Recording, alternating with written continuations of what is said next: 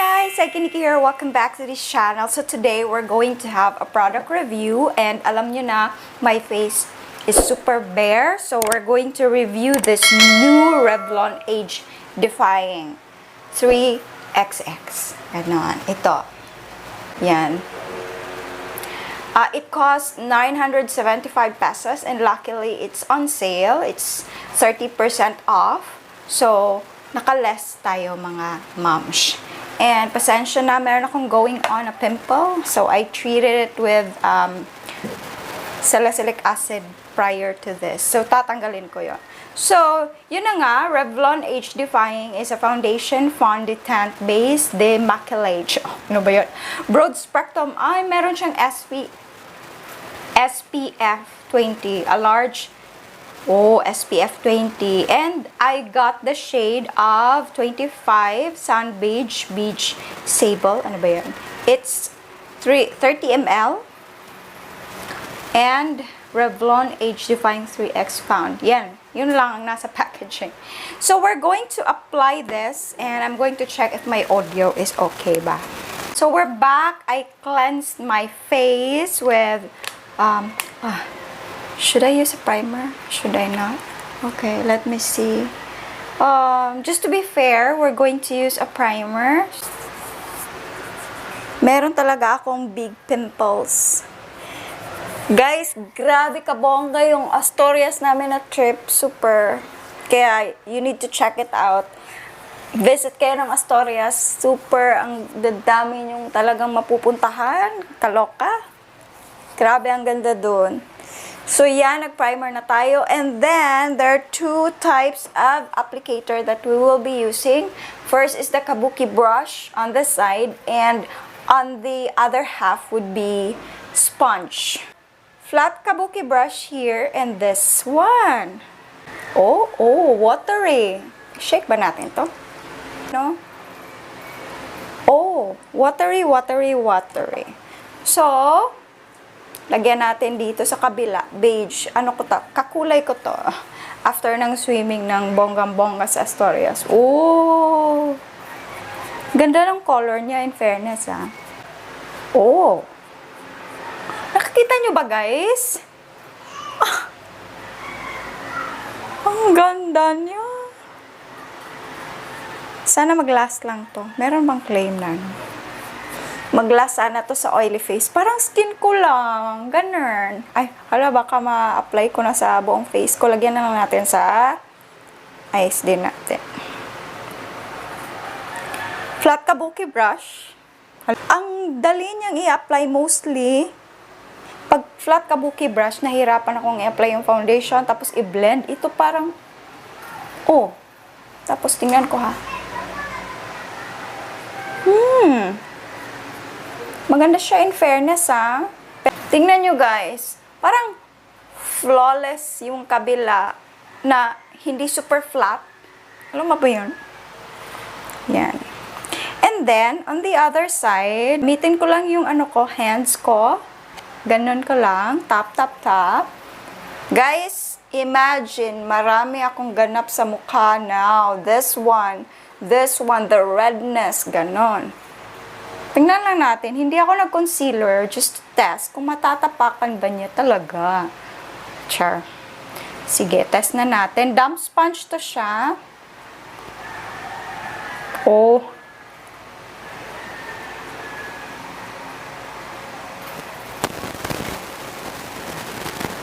Naka-counteract niya yung redness ng face ko without looking at super flat. Parang skin-like. Age Defying, ha? Anong meron? Revlon, char. Ang dali niyang nakokorrupt yung redness ng face ko. Yun ang napapansin ko on the application. Hindi tayo magko-concealer. And gusto ko talagang iset to. Tingnan nyo, guys. Dito, full coverage na dewy konti dito. Or maybe sa lights. Dito naman, super skin-like, but natatapakan yung redness ng face ko. Meron talaga siyang ito, lagyan natin to, char. Mas maganda if ganito, if ayaw nyo mag-concealer, Ganun lang yung application nyo. Pero in fairness ha, natatapakan niya yung ano ko, malas sa face. Tapos, of course, kasi naman yung shade na kinuha ko is ka-shade ng skin. Hindi naman humiwalay. Hala, for in fairness ha. Ang dali niya i-apply. And ang ganda niya sa face. Parang hindi yung, ewan ko ba, na hindi nagbibitak-bitak sa nose area ko. Mostly, if mga foundation, nagbibitak-bitak dito. Pero, right now, wala lang. Or kinain lang ba ng sponge yung foundation? Hindi naman. Wala yung mga redness ko dito, oh. Hindi naman siya totally na naging, parang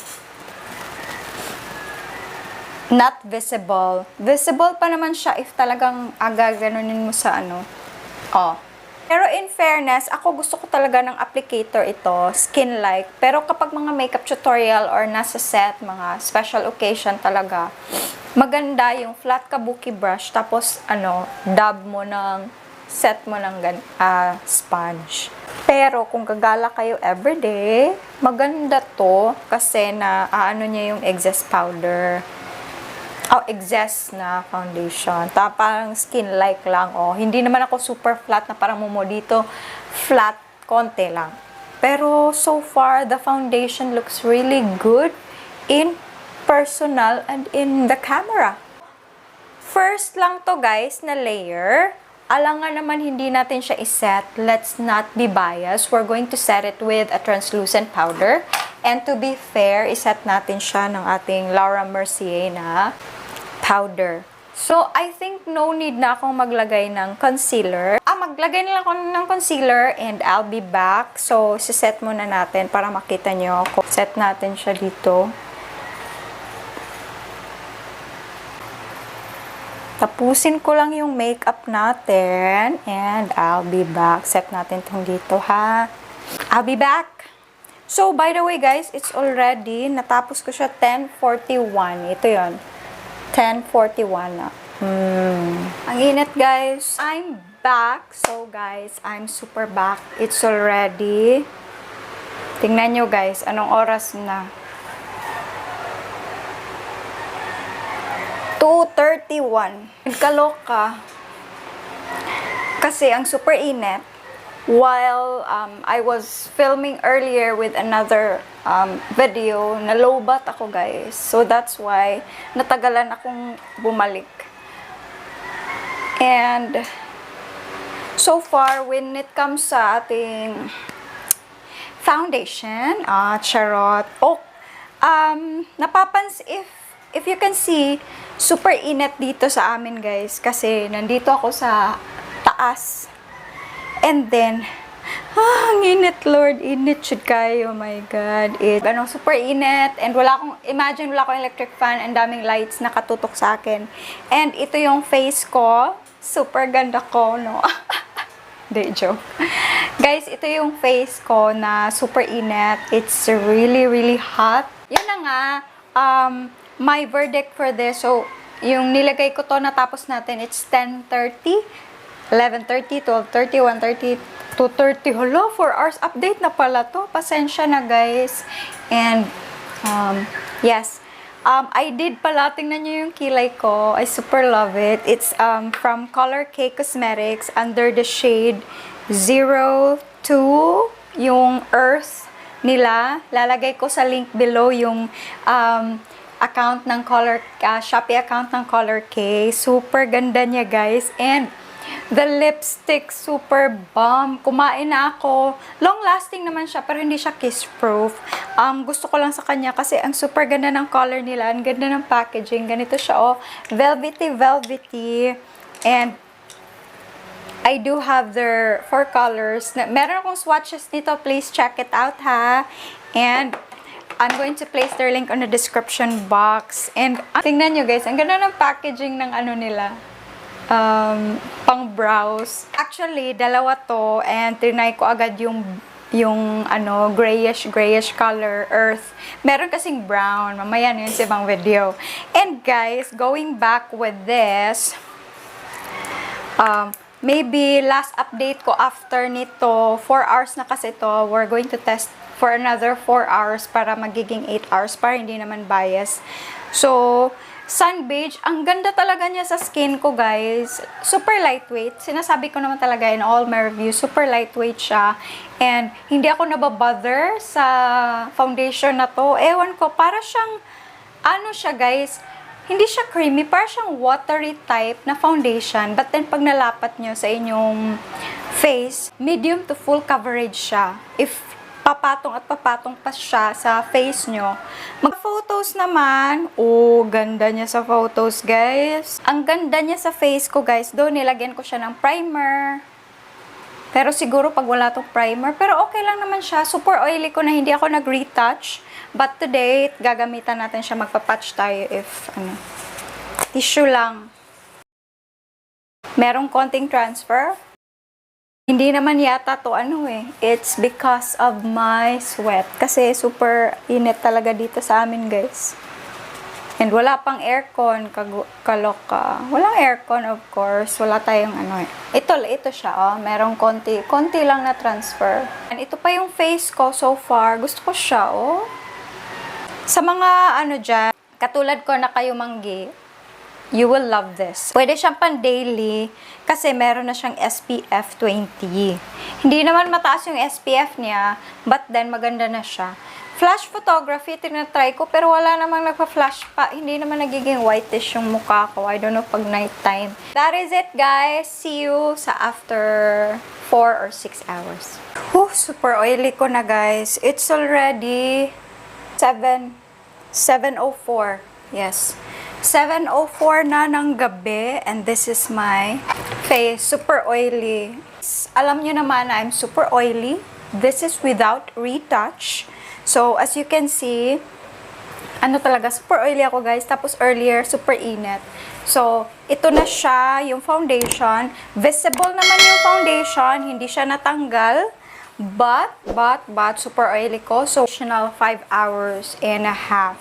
So, for mga almost 10 hours na siya sa aking face. And I believe na I need to... Kasi magtatagal at magtatagal pa to. Right now, super oily lang ako. But I'm going to show to you kung magpapat tayo lang. Hindi pa talaga natanggal yung foundation kasi hindi ko naman tinatouch-touch yung face ko. Mostly, if magpa-party-party kayo, magla-last long naman talaga ang foundation. Pwera na lang nun sa magkikiki, if magkikiki yung face nyo, if hindi nyo gaanong na-set ng maayos. Yan. And I'm good na naman. Parang ready na naman ako rumampa. If you're going to put on, powder nito, okay na okay siya. Kaya pakita ko sa inyo, if lalagyan ko siya ng powder, talagang maglalast pa to ng ilang hours. Yan lang talaga ang secret, guys. If wala kayong blotting powder, tissue. Maraming tissue dyan. Konting powder lang lagay natin dito. Pero make sure, before kayo magpa-powder, make sure na get rid of the excess oil kasi it will cause, especially acne. Alam nyo naman, magkikiki pa yan. Yan. So, you're fresh na naman. Ready to rampa. But then, I will end this review na because it's almost 10 hours now on my face and I have to film another one. Another makeup. Please watch my Zodiac Sign makeup series. Pinaghirapan ko yun, guys. And please do watch.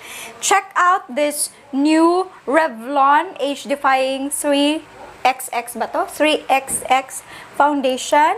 This would be good for daily use, and as well, this is buildable foundation, medium to full coverage.